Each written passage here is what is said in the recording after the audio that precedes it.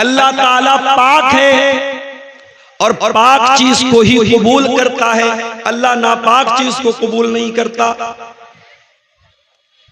और अल्लाह ताला ने जो हुक्म ईमान वालों को दिया है वही हुक्म अपने रसूलों को दिया है। और उसके बाद अल्लाह के प्यारे नबी ने सूरह बकरा की आयत नंबर 172 और सूरह मोमिनून की आयत नंबर 51 दोनों आयतों को पढ़ा कि देखो अल्लाह ताला ने ईमान वालों को भी हलाल कमाई खाने का हुक्म दिया और अल्लाह ने अपने रसूलों को भी हलाल कमाई खाने का हुक्म दिया।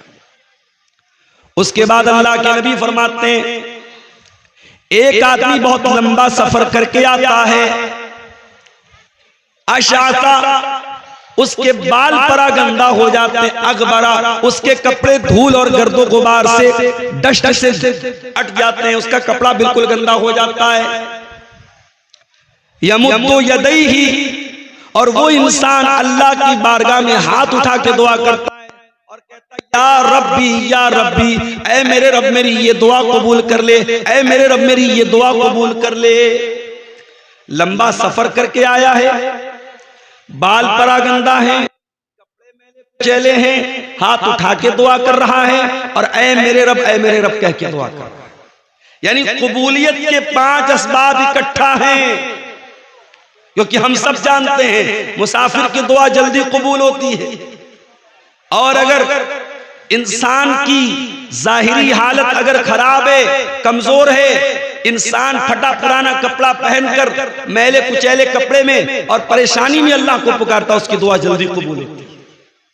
इंसान हाथ उठा के दुआ करता है, जल्दी कबूल होती है। इंसान अल्लाह की रुबूबियत का जिक्र करके ऐ मेरे रब कह के दुआ करता है, उसकी दुआ जल्दी कबूल होती है। यहां कबूलियत के 5 असबाब, 5 रीजन इकट्ठा हो गए। सफर भी लंबा करके आया है, कपड़े भी मैले कुचैले हैं, बाल भी बड़ा गंदा है, हाथ उठा के दुआ कर रहा है और या रब्बी कह के दुआ कर रहा है। लेकिन उसकी हालत क्या है? व मतामुहु हराम व मशरबुहु हराम व मलबसुहु हराम व गुद्दिया बिल हराम फअन्ना युस्तजाबु लिदालिक।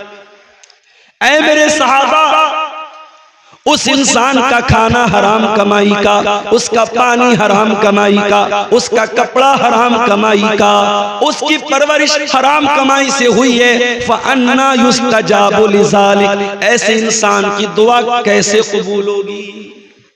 नहीं कबूल होगी।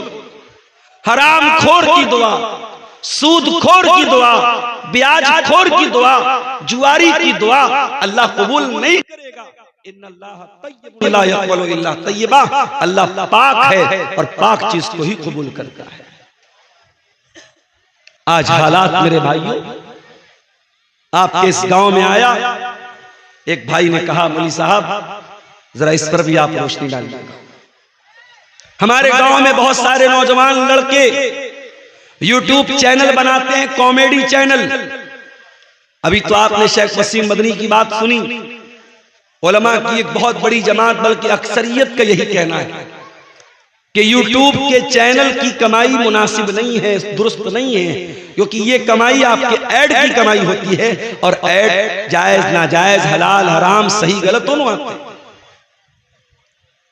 लेकिन ये जो यूट्यूबर्स हैं, इनके चैनल्स के ऊपर तकरीरें आ रही, बयानात आ रहे, मगर मुझे जो बात बयान की बताने वाले हैं, और ये बात रियल है कि बहुत सारे नौजवान लड़के कॉमेडी चैनल बनाते हैं और उसमें बिला वजह की बातों पर लोगों को हंसाते हैं। कभी लड़का लड़की बन के लोगों को हंसा रहा है, कभी गंदी गंदी हरकतें करके लोगों को हंसा रहा है, कभी बेहुदा और गंदी बातें मुंह से निकाल के लोगों को हंसा रहा है। और ये काम कौन कर रहा है? मुसलमान कर रहा है। और बड़े फख्र से कहता है साहब मेरे कॉमेडी को तो इतने लोग पसंद करते हैं, 5 मिलियन मेरे सब्सक्राइबर हैं, 10 मिलियन मेरे सब्सक्राइबर हैं। ये बहुत बहुत बड़ी मुसीबत है मेरे भाई। इस दौर में इंसान की काबिलियत, इंसान के टैलेंट और इंसान की सलाहियत का अंदाजा उसको मिलने वाले फॉलोअर्स, उसको शेयर करने वाले, उसको सब्सक्राइब करने वाले सब्सक्राइबर की तादाद पर लगाया जाता है, जबकि पहले ऐसा नहीं था। हमारे कितने बड़े बड़े इमाम गुजरे, कितने बड़े बड़े उलमा गुजरे, सारी जिंदगी गुमनामी की जिंदगी गुजार दी। उनकी जिंदगी एक कमरे से शुरू हुई, एक कमरे में खत्म हो गई। ना उनको कोई लाइक करने वाला, ना उनको कोई सब्सक्राइब करने वाला, ना उनके बहुत ज्यादा स्टूडेंट हैं। उनकी जिंदगी गुमनामी में गुजरी है, मगर दीन के खादिम थे, अल्लाह के दीन के खादिम थे, कुरान और सुन्नत के खादिम थे। मेरे प्यारे साथियों, दुनिया में इंसान का नाम कमा लेना, दुनिया में इंसान का पॉपुलर हो जाना, इस बात की गारंटी नहीं है कि अल्लाह के आगे उसको इज्जत मिल जाएगी। अल्लाह के प्यारे नबी फरमाते हैं, कम मिन मदफूइन बिल अबवाब, बहुत सारे ऐसे लोग होते हैं इतने खराब हालत में होते हैं, उनका कपड़ा इतना बोसीदा होता है, उनकी जाहिरी हालत इतनी खराब होती है, अगर किसी के दरवाजे पे चले जाएं लोग धक्के दे के भगा देंगे, लोग धक्के दे के भगा देंगे। अगर वो किसी की सिफारिश करें, कोई सिफारिश कबूल नहीं करेगा। अगर किसी के दरवाजे पर इजाजत तलब करें, कोई अंदर आने की इजाजत नहीं देगा। मगर अल्लाह की नजर में उन कमजोर लोगों का मकाम भी इतना होता है, लौ अक़सम अलल्लाहि लअबर्रा, अगर अल्लाह के नाम की कसम खा के कोई बात कह दे, अल्लाह उनकी बात को जरूर पूरी करेगा। ये कॉमेडी चैनल बनाकर, ये लड़कों का लड़की बनकर, ये साड़ी पहनकर, ये लिपस्टिक लगाकर ये वीडियोस डालना और उससे पैसे कमाना, ये हराम है मेरे भाई। और ये कमाई आपके घर में आएगी तो माफ करना, आपके सारे अमल को, आपकी दुआओं को बर्बाद कर देगी। लेकिन मसला क्या है? मसला यह है कि यहां दिल में माल की जो मोहब्बत है, पैसे की जो मोहब्बत है, वो इंसान को हलाल और हराम का फर्क करने से दूर कर देती है। इंसान जब माल कमाने पर तुल जाता है तो ये भूल जाता है कि मैं माल हलाल तरीके से कमा रहा हूं या हराम तरीके से कमा रहा हूं। अल्लाह ने कुरान में फरमाया, ज़ुय्यिना लिन्नासि हुब्बुश शहवाति मिनन निसा वल्बनीन वल्क़नातीरिल मुक़न्तरति मिनज़्ज़हबि वल्फ़िद्दा वल्ख़ैलिल मुसव्वमा वल्अनआम वल्हर्थ ज़ालिका मताउल हयातिद दुनिया। ऐ मेरे बंदो, कुछ चीजों की मोहब्बत तुम्हारे दिल में डाल दी गई है।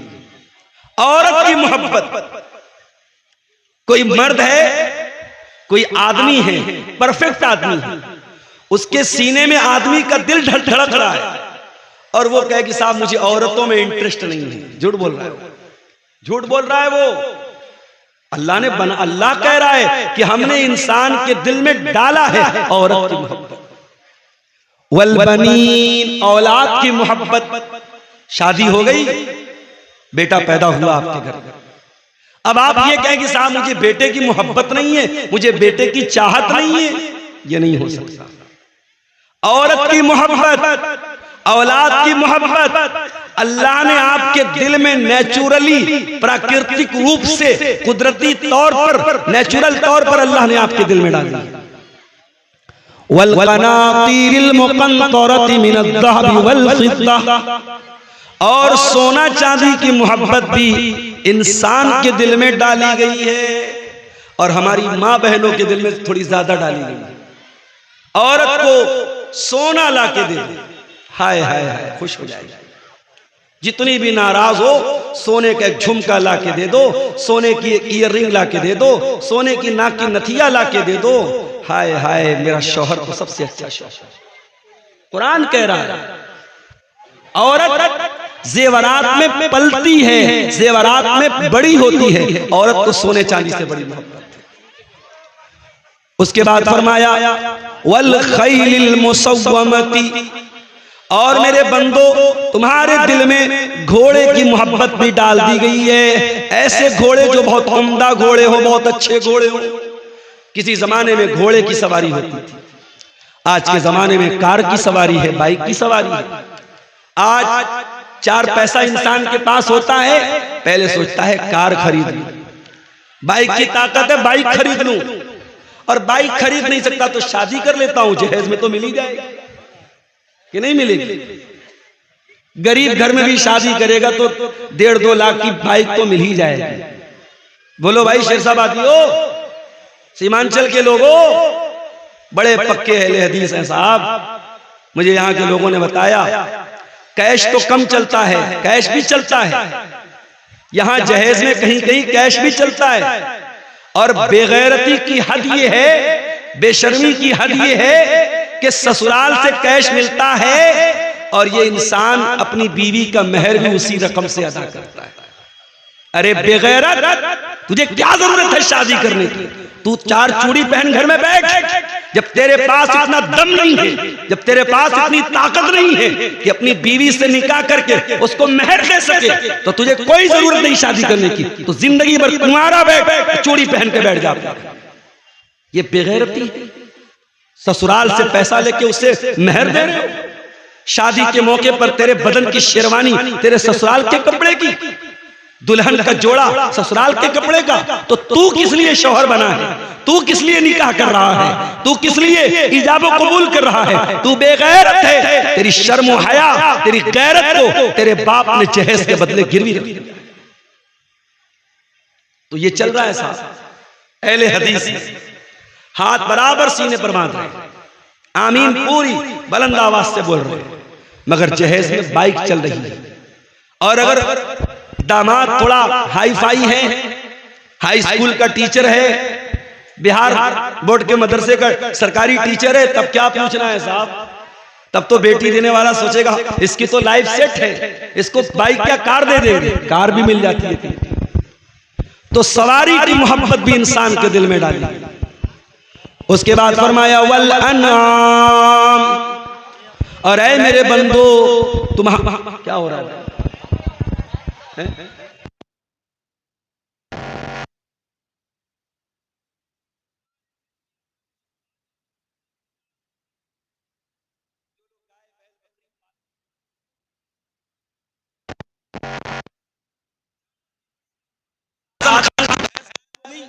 उत्तर प्रदेश के अंदर पुलिस पीछे लगेगी साहब, आजम खान की भैंस गायब है। हालांकि कितनी कीमती भैंस है भाई, लेकिन उस भैंस को तलाश करने के लिए जब अखिलेश की सरकार थी यूपी में, तो पुलिस तलाश करती थी कि साहब आजम खान साहब की भैंस मिल नहीं मिली।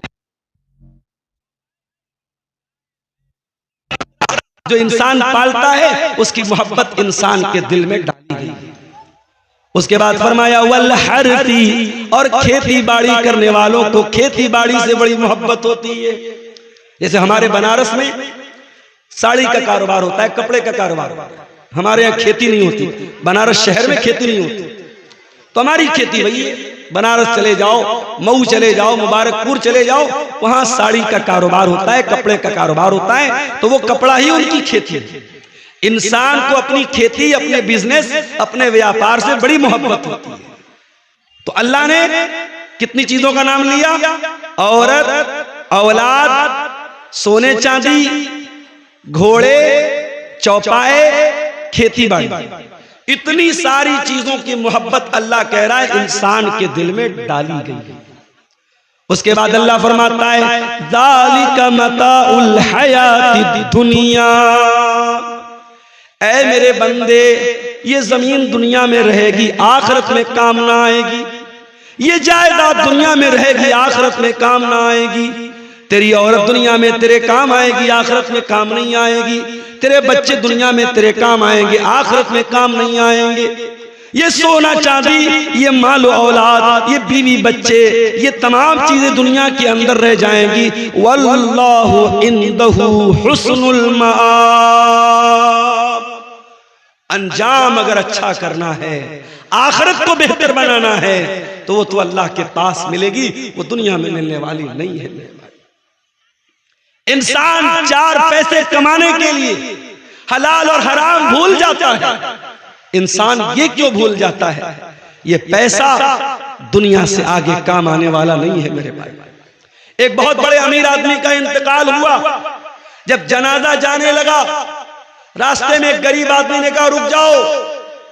उस अमीर बाप के लड़कों ने सोचा लग रहा हमारे बाप का बहुत बड़ा खास दोस्त है, बहुत बड़ा रिश्तेदार है या कोई करीबी है। बेटों ने कहा जनाजे को रोक दिया जाए।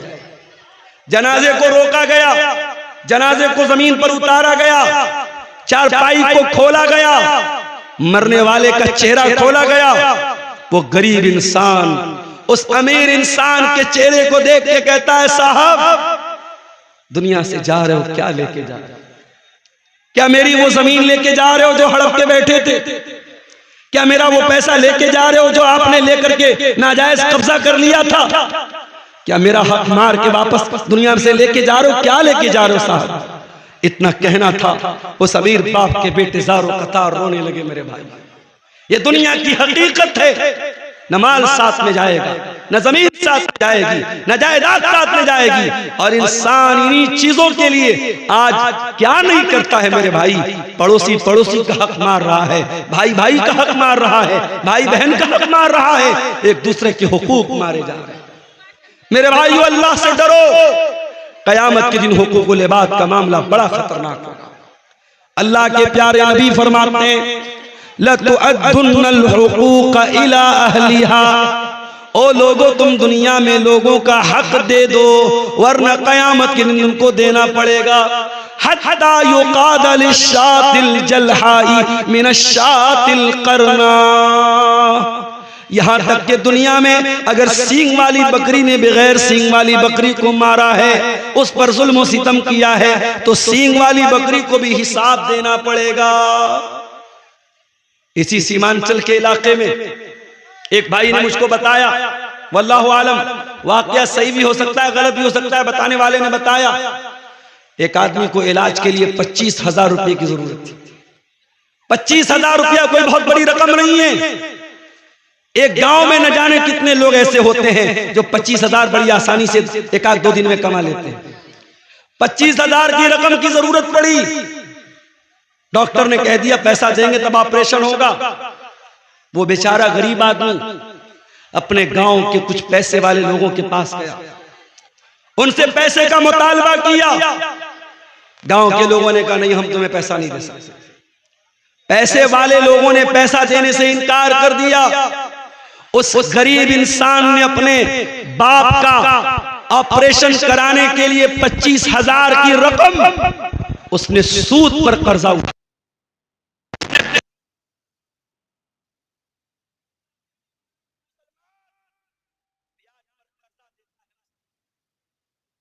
और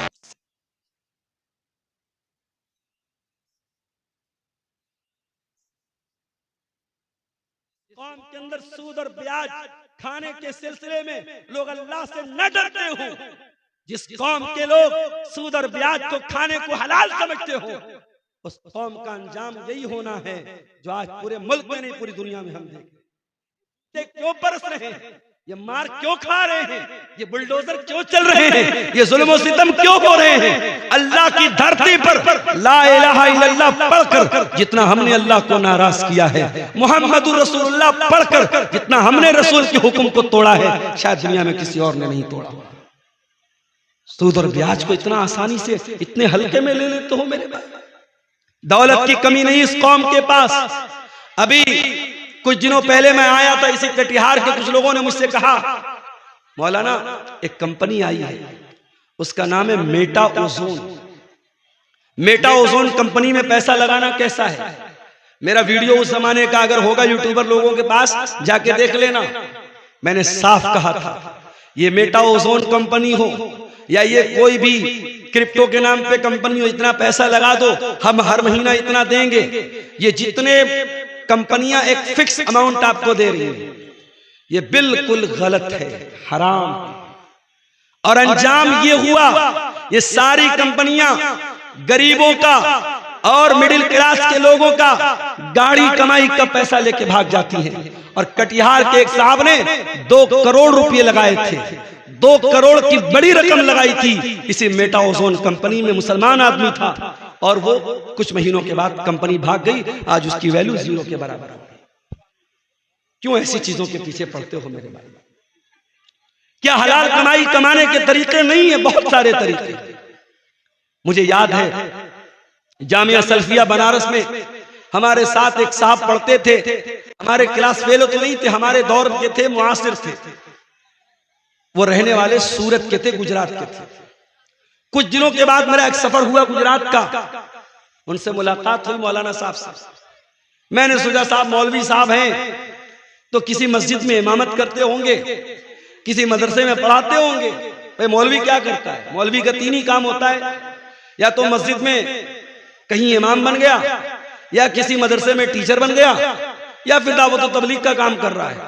मौलवियों की दुनिया बड़ी महदूद होती है। तो मैंने कहा कि भाई क्या करते हैं आप?